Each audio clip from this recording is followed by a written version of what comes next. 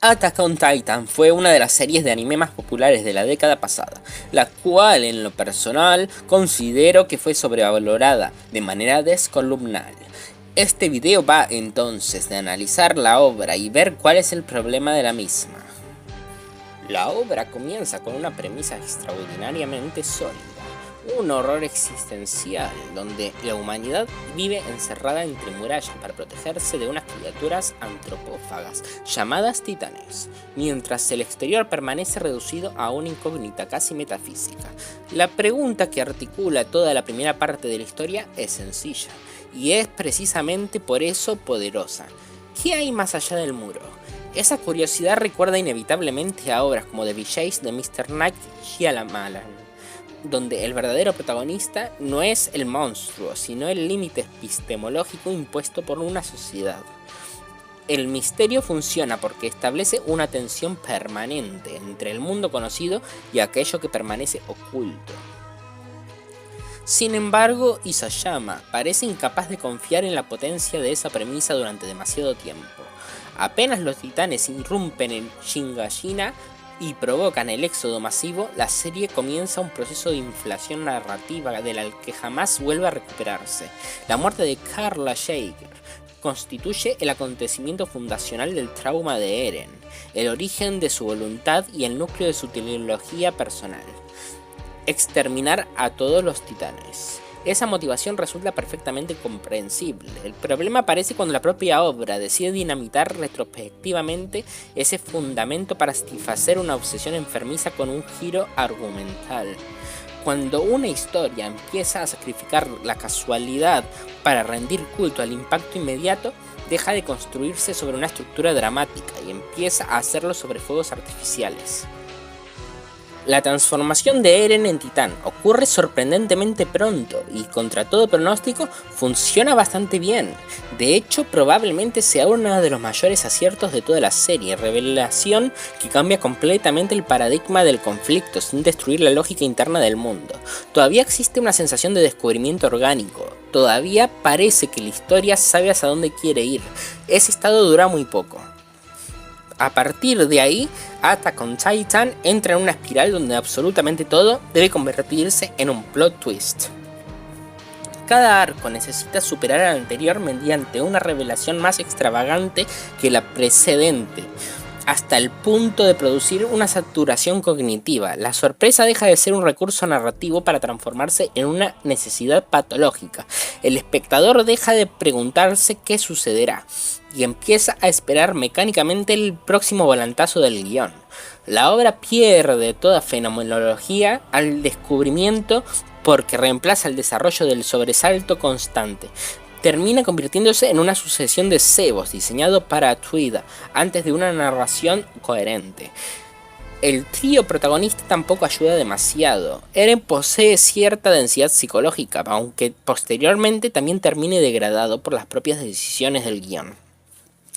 Armin representa el arquetipo del intelectual cobarde, un molde narrativo explotado hasta el agotamiento desde hace décadas. Su función dramática consiste casi exclusivamente en verbalizar estrategias mientras duda de sí mismo. Mikasa directamente parece un satélite cuya existencia ontológica depende de gravitar alrededor de Eren. Toda su personalidad se reduce a protegerlo. La cantidad de escenas donde se muestra independencia emocional resulta tan escasa que acaba padeciendo un accesorio humano antes que un personaje. Lo verdaderamente irritante aparece cuando uno empieza a observar cómo avanza la historia. Todo ocurre porque el guión necesita que ocurra. La casualidad deja paso a la conveniencia. Los llamados plot devices dejan de ser excepciones para convertirse en la gramática de la misma obra. Resulta estadísticamente grosero que prácticamente todos los portadores del titán terminen concentrados en el mismo ejército. También resulta grotesco que una persona con sangre real aparezca precisamente ahí, donde el relato la necesita. Luego esa sangre real adquiere importancia absoluta para justificar nuevos poderes, nuevas reglas y nuevas revelaciones. La sensación permanente es la de contemplar una maquinaria desesperada intentando conectar cada elemento con todo lo demás. Isayama parece incapaz de aceptar la contingencia, el azar o la simplicidad de la aleatoriedad. Todo debe poseer un vínculo secreto, porque parece que considera que complejidad significa hiperconectividad. El resultado es exactamente lo contrario, un mundo que deja de sentirse vivo porque cada acontecimiento existe únicamente para alimentar otro giro argumental. Los poderes de Eren constituyen otro ejemplo magnífico de arbitrariedad disfrazada de profundidad. La explicación de que necesita un objetivo equivale filosóficamente a suspender la casualidad mediante el voluntarismo narrativo. Traduciendo al castellano corriente, significa una sola cosa, que el poder funcionará exactamente cuando Isayama quiera que funcione. La segunda mitad de la primera temporada resulta bastante sonsa y tediosa. El inicio de la segunda tampoco mejora demasiado el panorama. Todo cambia cuando Reiner y Bertolt revelan que son el titán acorazado y el colosal. Es uno de los momentos que impactan muchísimo durante el primer visionado. También es uno de los más absurdos cuando uno deja de actuar como NPC y analiza mínimamente la escena. ¿Por qué se revelan ahí? Están infiltrados desde hace años, se ganaron la confianza de Eren, podrían haber esperado cualquier ocasión o aislado a Eren para poder engañarlo.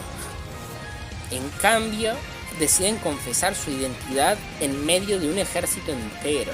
Literalmente bastaba con que Eren gritara para que esos dos estén acorralados. La escena existe porque Isayama quería construir un momento memorable, no porque los personajes estuvieran actuando racionalmente. Es puro humo, y aún así logran escapar. El ejército cuya existencia precisamente consiste en combatir titanes demuestra una incompetencia absoluta, porque dejan escapar a estos dos. La tercera temporada profundiza todavía más el problema. Su primera mitad se dedica a desarrollar la política interna mediante árboles genealógicos interminables, donde cada revelación depende de otra revelación anterior, similar a una telenovela intentando convencerse de que es filosofía política. Hay momentos donde la información deja de aportar significado y se convierte simplemente en burocracia narrativa. En la segunda mitad recupera cierto interés gracias a la expedición hacia el sótano de la casa de Eren. Finalmente la pregunta fundacional recibe la respuesta. Existe un mundo exterior lleno de naciones, guerras y una raza perseguida al poseer una capacidad de transformarse en titanes. Paradis deja de ser el universo entero y se convierte en una pequeña isla dentro de un conflicto mucho mayor. Conceptualmente funciona, pero como el misterio obtiene una resolución, ya alcanza un punto de clausura bastante razonable, incluso podría haberse detenido ahí. El arco epistemológico estaba completo, el horizonte desconocido había sido conquistado, pero Isayama vuelve a tropezar con la misma obsesión. La cuarta temporada parece puro relleno. Directamente el conflicto original queda disuelto para sustituirlo por una guerra internacional donde aparecen infiltraciones, conspiraciones, nacionalismos y un desfile interminable de recursos narrativos que suelen anunciar el principio del fin para cualquier obra de ficción. Viajes temporales, manipulación de recuerdos, control mental, todo eso arruinan una obra. Cuando la historia introduce viajes en el tiempo sin una arquitectura lógica extraordinariamente rigurosa, empieza a ser devorada por su propia coherencia desde dentro. La casualidad deja de ser una estructura para convertirse en plastilina. El caso de Eren resulta devastador. Toda su identidad psicológica nace del asesinato de su madre. ¿Cómo es posible que él haya sido el que lo provocó? Ahí se desploma todo. Cuando uno revisa la serie una segunda vez y descubre que buena parte de aquello que parecía brillante dependía exclusivamente del efecto sorpresa. Eliminando ese efecto, parece que las costuras se ven por todas partes. La conexión es forzada, las casualidades imposibles. Los personajes actuando como idiotas para el siguiente plot twist. La obra ya no se sostiene por una estructura narrativa sólida.